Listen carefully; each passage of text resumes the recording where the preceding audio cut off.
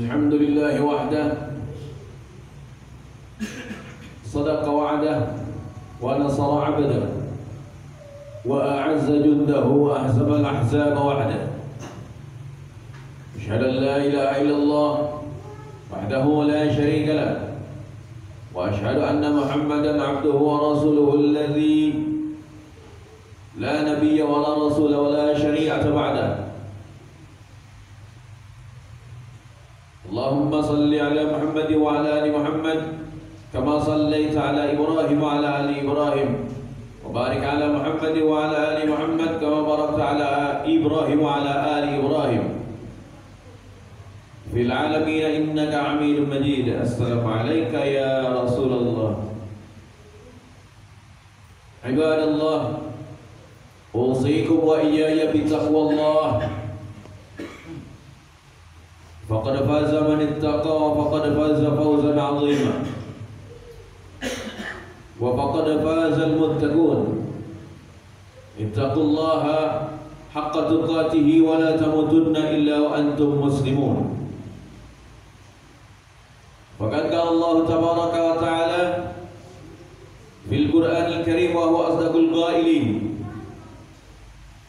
أعوذ بالله السميع العليم من الشيطان الرجيم. بسم الله الرحمن الرحيم.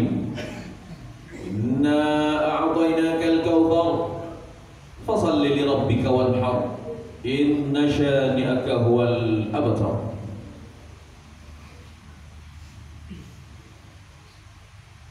وقال رسول الله صلى الله عليه وسلم: الحج المبرور ليس الجزاء إلى الجنة.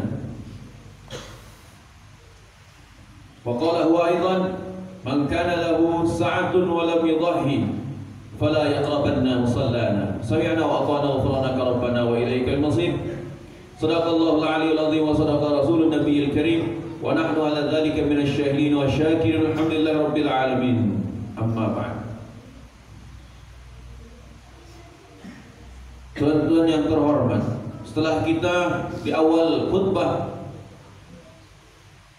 memanjatkan segala puji syukur kepada Allah Subhanahu wa taala yang Maha Esa, yang Maha benar dengan segala janjinya, yang Maha memberikan segala macam pertolongan kepada para hambanya,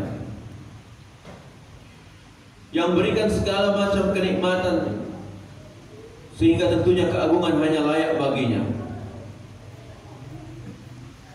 Tentu dengan kita memuji Allah berarti kita mengenal, insya Allah dalam tataran ma'rifatullah, kita kenal bahwa Allah Subhanahu wa ta'ala adalah Tuhan yang Maha Tunggal yang kita sembah, yang kita junjung tinggi segala perintahnya. Dan ini adalah suatu kenikmatan darinya, karena berarti hidup kita insya Allah tidak akan pernah sesat, tidak akan pernah tersasar kemana saja. Kita akan tahu bahwa hidup di dunia ini hanya sementara, hanya sekedar numpang lewat, hanya sekedar merantau saja, dan nantinya akan pulang kembali kepada Allah Subhanahu wa taala, kehalifaannya yang mulia. Sehingga kita hidup tidak sembarangan. Kita hidup ini terikat dengan aturan. Kalau orang tua sayang pada anaknya, maka orang tua akan berikan peraturan-peraturannya. Orang tua mungkin agak sedikit, bahasa kita mungkin yang awam, cerewet. Sedikit-sedikit mungkin agak marah, sedikit-sedikit berikan aturan. Ini bertujuan untuk meluapkan kasih sayang pada anaknya agar anaknya tidak tersasar. Begitulah Allah Azza wa Jalla. Banyak peraturan. Mau ke sana banyak peraturan, mau ke sini banyak peraturan. Semua dalam kehidupan ini ada aturannya. Dari mulai ngatur diri sendiri, keluarga, masyarakat, bangsa, negara, bahkan dunia, ada aturannya. Dan ajaran Islam ini adalah ajaran yang lengkap. Aturan berpolitik ada aturannya. Jangan dikira Islam tidak punya aturan dalam berpolitik. Maka sangat salah besar kalau ada orang-orang yang berani menyatakan bahwa kalau sudah bicara urusan agama, Jangan mau terlibat pada urusan politik. Lantas timbullah pertanyaan, kalau begitu urusan politik mau diserahkan pada siapa? Pada politikus-politikus komunis, politikus-politikus Yahudi, atau pada orang-orang yang pro kepada ajaran-ajaran iblis? Apakah seperti itu yang kita kehendaki? Sehingga umat Islam tinggal tunggu saja saat kehancurannya. Ketika umat Islam berani fasluddin anil hayat, memisahkan antara agama dan kehidupan, maka sudah barang tentu umat Islam tidak akan menemukan satu kemajuan, malah makin mundur, makin terpuruk, sehingga agama hanya sebagai sarana formalitas saja. Ajaran Islam tidak lagi diterapkan dalam kehidupan sehari-hari. Kita tak mungkin mengisi kemerdekaan Republik tercinta ini, NKRI ini, dengan segala macam hal-hal yang baik yang sifatnya Islami sebagai wujud syukur kita kepada Allah Tabaraka wa Ta'ala. Tak mungkin lagi. Kenapa? Karena ajaran Islam sudah dikerdilkan. Namun sebaliknya, orang-orang yang notabene mereka itu menyia-nyiakan Islam, mencampur adukan antara ajaran Islam dengan misalnya ajaran agama lain, ajaran Yahudi, ajaran Nasrani, dan sebagainya. Itu malah dibiarkan subur berkembang sampai sekarang tidak diurus-urus. Seberapa lemahnyakah para elit politik negeri kita ini, sehingga orang-orang yang mencemarkan agama dapat begitu saja dibiarkan. Kalaupun diurus hanya pura-pura, tapi tak kunjung juga itu selesai masalahnya. Tidak kunjung selesai. Apakah sibuk kita ini dengan mengurusi segala macam tatanan pembangunan dari segi fisik negeri, sehingga tidak memperhatikan bagaimana caranya membangun masyarakat yang betul-betul indah, yang madani? Apakah tak terpikir ketika kita itu menciptakan generasi-generasi Qurani? Kalau tadi kesembuhan kita di awal pembicaraan sebelum khatib naik, ketika pengumuman menyatakan khatib berjuang di rumah tahfidz tunanetra, tujuannya semata-mata ingin menciptakan generasi Qurani, tidak mau kalah dengan orang yang dapat melihat seperti putra-putri Bapak Ibu semua yang mungkin disekolahkan juga di tempat yang tidak jauh beda, mungkin di rumah tahfidz atau di sekolah Islam lainnya. Maka kami para tunanetra, apalagi ada anak-anak santri tunanetra yang kecil-kecil, pun juga ingin merasakan bagaimana caranya berjuang dalam Islam. Sebagaimana Abdullah ibnu Ummi Maktum ingin berjihad fisabilillah, walau dengan sekuat tenaga, walau dengan apa saja yang beliau lakukan. Ternyata memegang bendera lah yang beliau mampu lakukan, dengan tiang bendera atau panji yang besar, yang tinggi, yang betul-betul membutuhkan fisik. Tapi beliau menemukan syahidnya, betul-betul menemukan cita-cita agungnya. Kami pun ingin berbuat yang sama, dan kami pun membuka ladang amal seluas-luasnya untuk para jamaah semua mendukung perjuangan dakwah tunanetra, baik di rumah tahfidz tunanetra maupun juga di masyarakat. Alhamdulillah khatib seperti halnya saat ini, khutbah kesana kemari, tausiah kesana kemari, dengan tujuan ingin sama-sama turut ambil bagian dalam dakwah. Orang biasa dapat melakukannya, maka tunanetra pun tidak menutup kemungkinan, tak luput dari kewajiban untuk berdakwah, tak luput dari kewajiban untuk mengimami, tak luput dari kewajiban yang mampu tunanetra tunaikan, tak luput dari kewajiban misalnya melaksanakan keutamaan sholat berjamaah di masjid. Tidak luput, mau tunanetra mau bukan. Walaupun memang tunanetra ada yang sifatnya kebutuhan khusus, ada yang sifatnya memang beda dari yang lain, mungkin iya, karena tunanetra punya keterbatasan. Ada kalanya para jamaah semua harus membedakan antara tunanetra dengan yang non tunanetra atau yang bukan tunanetra. Tapi tujuannya bukan untuk mendiskriminasikan tunanetra, namun memberikan kesempatan yang terbaik bagi tunanetra. Sebagaimana Rasulullah SAW memberikan kesempatan yang terbaik ketika dimuat dalam surah Abasa, diingatkan oleh Allah Subhanahu wa taala untuk intinya memfasilitasi Umi Maktum dalam berjihad, dalam berdakwah. Maka Umi Maktum di antara tugas awal beliau bersama Mus'ab bin Umair radhiyallahu anhu diutus ke Madinah membuka ladang dakwah baru di sana. Sejarah mencatat, dan itu adalah fakta, tidak dapat dipungkiri oleh siapapun, bahwa beliau Abdullah ibnu Umi Maktum atau dikenal dengan sahabat Umi Maktum radhiyallahu anhu bersama Mus'ab bin Umair radhiyallahu anhu berdakwah. Mereka berdua diutus oleh baginda Sri Baginda Rasulullah Nabi Muhammad SAW untuk ke Madinah. Hal ini tak akan mungkin terjadi, tuan-tuan sekalian, ibadallah. Tak akan mungkin terjadi kalau bukan qadarullah, kalau bukan kehendak Allah. Dan kemuliaan daripada Nabi kita Muhammad Rasulullah SAW, maka salawat salam tersajikan selalu kepadanya. Sebagaimana telah dicurahkan salawat salam dan keberkahan kepada Nabiullah Ibrahim alaihissalam berikut keluarganya, yang juga tentunya bersambungan dengan Nabi kita Muhammad Rasulullah SAW berikut keluarganya. Selalu kita panjatkan syukur kepada Allah Subhanahu wa ta'ala, dan selalu juga kita sampaikan salawat salam kepada Nabi Agung, Nabi akhir zaman, Nabi Muhammad Rasulullah SAW berikut keluarganya. Begitupun juga dengan Nabiullah Ibrahim alaihissalam dan keluarganya. Makanya ada salawat yang disebut salawat, mungkin sebutan saja, di antaranya yang khatib dengar dari salah seorang habaib, beliau menyatakan bahwa ada salawat yang paling agung di antara segala salawat, yaitu salawat disebut salawat Ibrahimiyah, yang di sana menerangkan sebagaimana kita yang telah kita bacakan ketika tahiyat. Ketika tahiyat, penutupan tahiyat, di sana dikumandangkan salawat Allahumma salli ala Muhammad sampai Hamidum Majid. Di sana disebut Nabiullah Ibrahim alaihissalam dan keluarganya.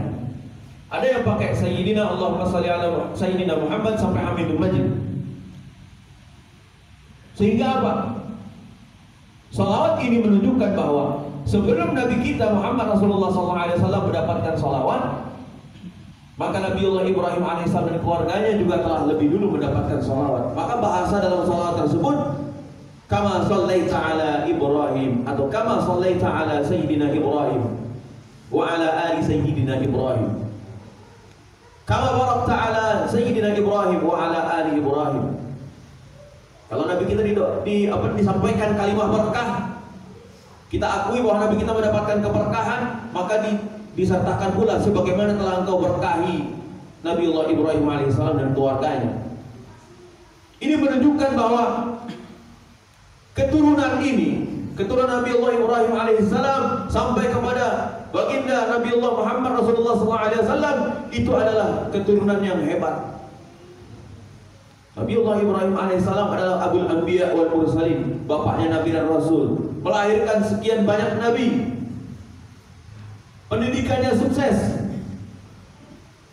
hingga kepada baginda Nabiullah Muhammad SAW. Walaupun di antara keturunan beliau juga lahir bangsa Yahudi, bangsa yang pembangkang, yang salah satunya juga ada di negeri kita ini, yang sudah berani terang-terangan menyanyikan lagu-lagu Yahudi. Maka dari itu kita harus waspada. Mungkin bangsa Yahudi itu betul adalah keturunan Nabiullah Ibrahim alaihissalam, tapi ternyata kita harus mengganyang ajaran-ajaran sesat yang diajarkan oleh bangsa Yahudi laknatullah. Oleh karena itu jemaah sekalian, melalui media ini, melalui khutbah Jum'ah ini yang masih di dalam bulan Dzulhijjah, khatib mengajak kita semua untuk semangat rela kurban, rela berkurban. Kurban ini ternyata macam-macam. Ayo kita habis-habisan dalam berkurban, karena hidup ini tidak akan lama, tuan-tuan sekalian. Ayo kita habis-habisan dalam berkurban. Kurban itu adalah qarraba yaqrabu kurbanan. Apa namanya? Betul-betul kita suasanakan ibadah ini betul-betul kuat kepada Allah. Kita kuatkan ibadah ini kepada Allah dengan habis-habisan, kalau ibaratnya kata orang sekarang. Habis-habisan kata orang sini. Jangan merasa sayang dengan apa yang kita miliki. Mampu haji, mampu umrah, lakukan. Itulah kurban kita.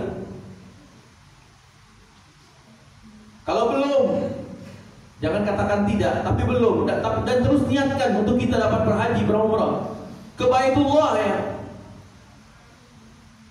ke Haramain Makkah Madinah, Makkah Al-Mukarramah wal Madinah Al-Munawwarah, dan tempat-tempat suci yang mengelilinginya. Tidak bisa digantikan dengan tempat lain, apalagi cuma sekedar Az-Zaitun, Indramayu.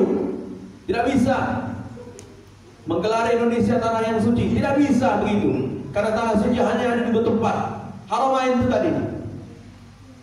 Jangan sembarangan. Kita cinta pada NKRI, tapi juga jangan berlebihan dalam mencintai NKRI ini. Kita harapkan NKRI ini bertabur barokah, tapi kita harus mengupayakan terlebih dahulu. Hanya kalau Mekah Madinah sudah jelas tanah suci, sudah jelas bertabur barokah. Kalau di sini kita harus takwa yang paling utama. Itulah jemaah sekalian, habis-habisanlah kita berbuat. Kalau tidak mampu atau belum mampu melaksanakan ibadah haji umrah, kurban kita laksanakan dengan penyembelihan hewan kurban, laksanakan udhiyah, menjadi mudhahi.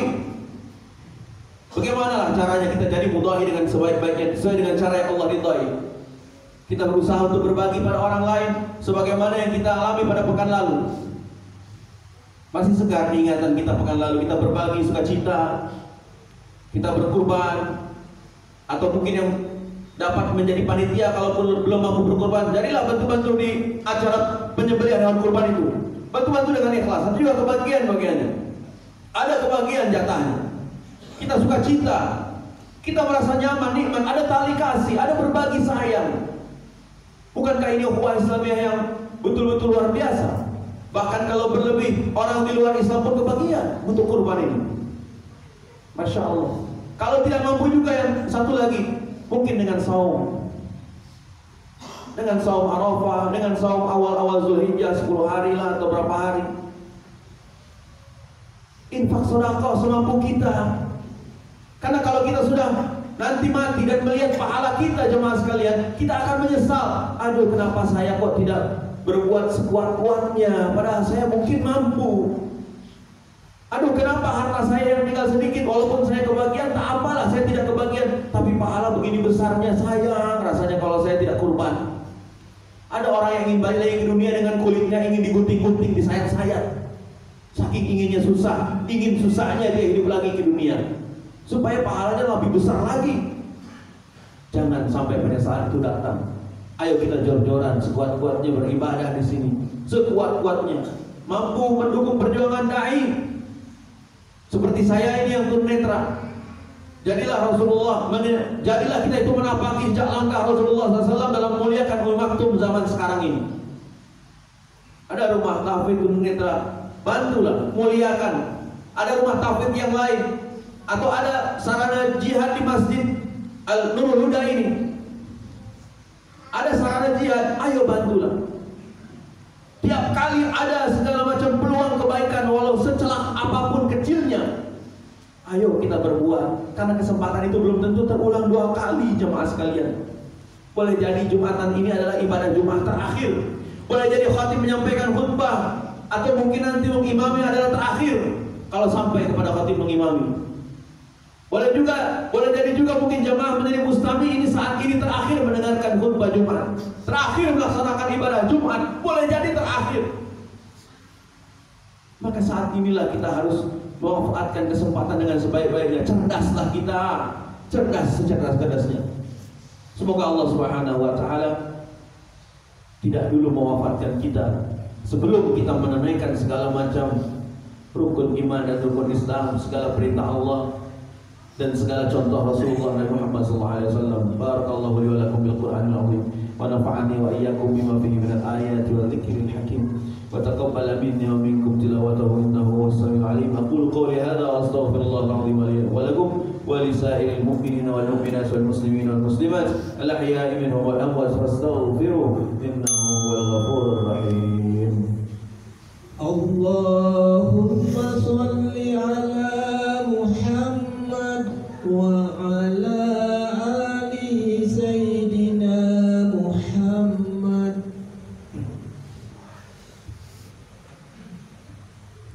Alhamdulillahil wahidil qahhar, العزيز الجبار والصلاة والسلام على نبينا ورسول الله محمد صلى الله عليه وسلم المختار وآله الأطهار وأصحابه الأخيار.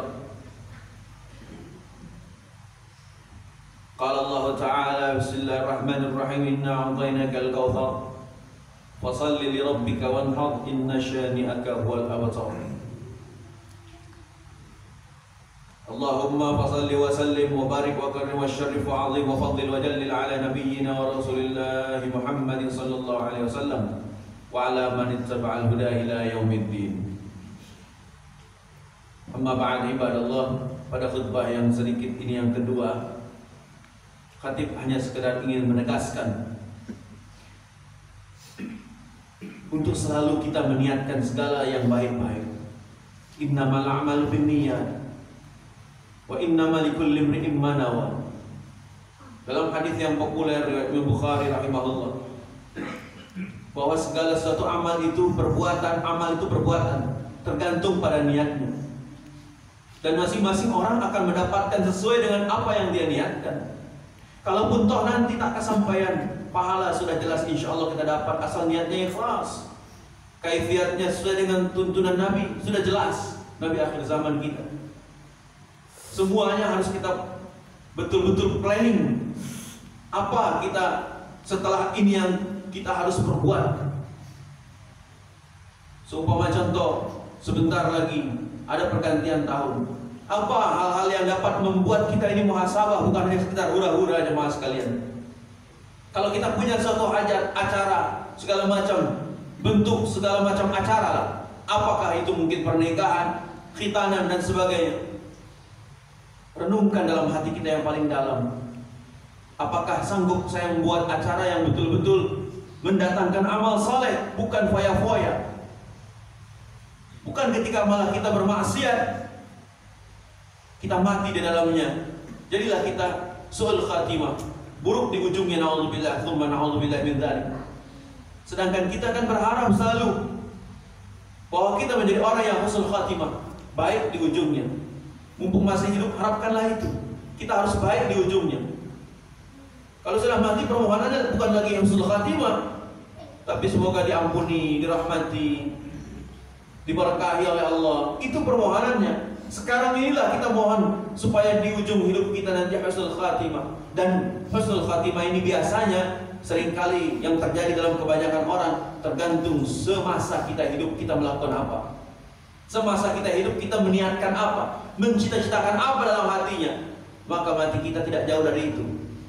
Kalau semasa hidup kita hanya sekedar foya-foya dalam urusan dunia, mungkin semasa hidup mohon maaf kita berjoget-joget dengan penyanyi, maka kematian kita tidak akan jauh dari itu kalau belum bertobat. Tapi kalau semasa hidup kita sibuk dalam urusan keislaman, kalaupun kita sibuk dalam urusan dunia, selalu dinaungi oleh aturan Allah, selalu tidak jauh dari ajaran Islam, maka wafatnya kita insya Allah akan baik, akan husnul khatimah. Kalau kita mau tidur, kita akan persiapkan gimana caranya kamar kita itu supaya nyaman untuk ditiduri. Peraduan kita nikmat, apalagi ini untuk mati. Kematian yang untuk dihidupkan lagi di masa yang akan datang, dan masa itu lebih kekal abadi. Kurang lebih khatib mohon dimaafkan dan semoga bermanfaat. Khatib pun juga mengucapkan selamat Hari Raya Idul Adha 10 Zulhijjah 1444 Hijriah. Semoga Allah menjadikan kita generasi yang mengikuti baik itu millah Nabiullah Ibrahim alaihissalam dan sunnah daripada Rasulullah Nabi Muhammad SAW, berikut segenap keluarga besar beliau dan sahabatnya radhiyallahu anhum ajma'in, dan juga para guru-guru kita, ulama kita tentunya rahimahumullah tabaraka wa ta'ala. Kita mohon juga kepada Allah semoga kita tetap istiqomah di jalannya, husnul khatimah, dan bawa kebaikan selalu di dunia wal akhirah. Mohon maaf, taqabbalallahu minna wa minkum minal aidil faizin, kullu amin wa antum bi khairin wa maqbulin. Amin ya rabbal alamin. A'udzu billahi minasyaitonir rajim. Bismillahirrahmanirrahim.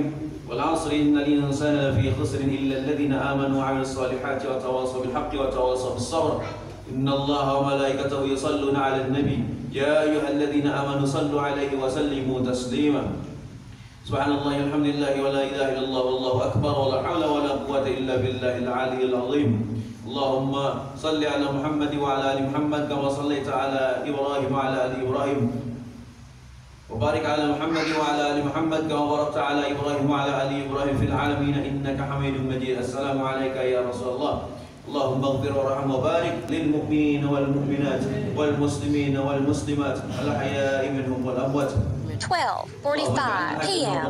وصيا مشكورا وذنبا مغفورا وعملا صالحا وتجارة لن تمور. يا عالم ما في الصدور أخرجنا من الظلمات إلى النور. اللهم اغفر لنا ذنوبنا ولوالدينا وارحمهما كما ربونا صغارا. ربنا هب لنا من أزواجنا وذريتنا قرة عين واجعلنا للمتقين إماما. ربنا تقبل منا إنك أنت السميع العليم وتب علينا إنك أنت التواب الرحيم. ربنا آتنا في الدنيا حسنة وفي الآخرة حسنة وقنا عذاب النار وادخلنا الجنة مع الأبرار يا عزيز الغفار يا ستر نصر بنا رب العالمين. وجزاكم الله خير الجزاء وأحسن الجزاء وخيرا كثيرا. عباد الله إن الله يأمر بالعدل والإحسان وإيتاء ذي القربى وينهى عن الفحشاء والمنكر والبغي يعظكم لعلكم تذكرون. فاذكروا الله العظيم يذكركم واشكروه على نعمه يزدكم واسألوه على من فضله يعطيكم ولذكر الله أكبر والله يعلم ما تصنعون. قم الصلاة.